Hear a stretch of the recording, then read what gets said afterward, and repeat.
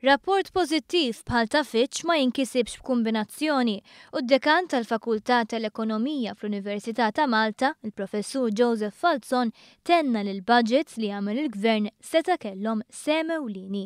Li tiwassal fil-fema tiegħi huwa l-ewwel żewġ budgets li għamel dal-Gvern.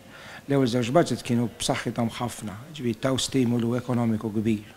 Mhux biss raħsu raħsu il-prezzi tad-dawl l-ilma għad-djar u għall-familji ma anke għall-business is-sena ta' wara.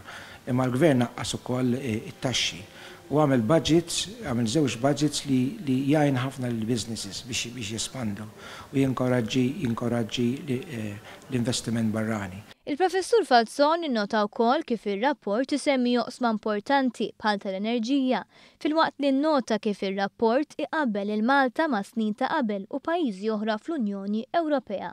Compared ma' snin ta' qabel l-ekonomija sejra tajjeb ħafna u anke compared mal pajjiżi oħra tal-Eurozone hija għandna kabir ekonomiku il-pajjiż tagħna għandu pajjiż kabir ekonomiku wieħed mill-aħjar pajjiżi għad l-aktar mill-aktar baxx, tajjeb nies jaħdmu, jiġifieri l-Gvern għandu finanzi tiegħu under control, jiġifieri bħala pajjiż tagħna llum mal-ekonomiji tal-Ewropa sejjer tajjeb ħafna wkoll. Intant b'reazzjoni għal rapport il-Ministru tal-Finanzi Edward Cicluna qal li bil-valutazzjoni pożittiva ta' Fitch Ratings il-Gvern jinsab sodisfatt li l-ħidma ekonomika qed tiġi rikonoxxuta. Fi stqarrija l-Partit Laburista qal li r-rapport ta' Fitch huwa rapport ieħor li jkompli jikkonferma l-ottimiżmu li hawn f'pajjiżna.